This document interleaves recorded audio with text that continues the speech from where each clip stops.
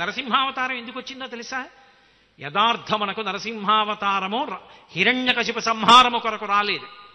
ఎందుకు వచ్చిందంటే ప్రహ్లాదుడి మాట నిజం చేయడానికి వచ్చింది. భక్తుడి మాట అంటే భగవంతుడికి అంత ప్రీతి. అంతటా ఉన్నాడంటాడు ప్రహ్లాదుడు, ఎక్కడా లేడంటాడు హిరణ్యకశిపుడు. ఇప్పుడు ఆ వేలు వెళ్ళి ఎక్కడ ఆగుతుందో అక్కడి నుంచి రావాలి. ఎక్కడ ఆగుతుందో ఆ వేలు ఏమో, ఎక్కడైనా ఆగచ్చు.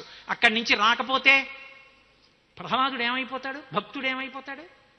ఆయన అన్నమాట నిజమైపోవాలి.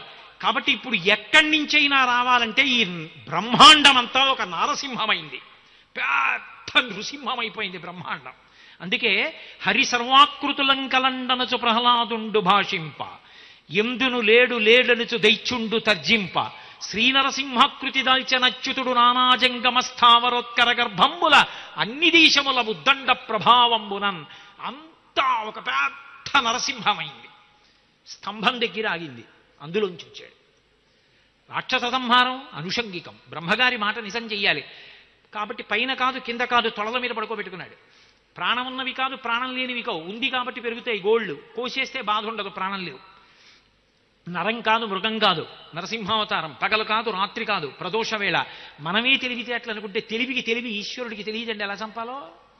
కాబట్టి ఇన్నిటికీ మినహాయింపుగా ఉగ్ర నరసింహావతారం అంటారు. క్రోధంలో ఎక్కడ బుద్ధి ఉండదు. అంత బుద్ధితో అంత ప్రకాశంతో అంత గొప్పగా ఆలోచన చేసి చంపిన నరసింహస్వామికి ఉగ్రత్వం ఎక్కడుంది? అందుకే బ్రహ్మాది దేవతలు స్తోత్రం చేస్తే వశపడలా. ప్రహ్లాదుడిని పిలిచి నువ్వే శాంతింపజేయి అన్నారు.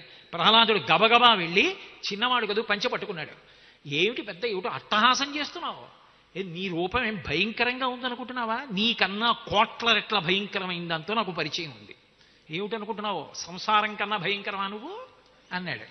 ఇంత నరసింహస్వామి చల్లబడిపోయారు. రారా అని తొడ మీద కూర్చోబెట్టుకున్నారు.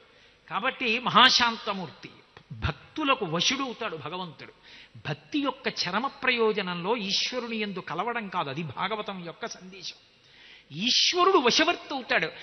ఏం చెప్తే అంత కిందకు వచ్చేస్తాడంతే. భక్తుల మాట నిజం చెయ్యాలి, అది మొదటి ప్రయోజనం.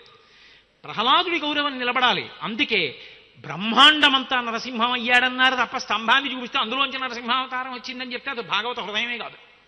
కాబట్టి నానాజంగమస్థావరోత్కర గర్భంబుల అన్ని దేశములను దండ ప్రభావంబునన్, ఆ భక్తుడన్న వాడి కోసం అంత పరితపించిపోతాడు.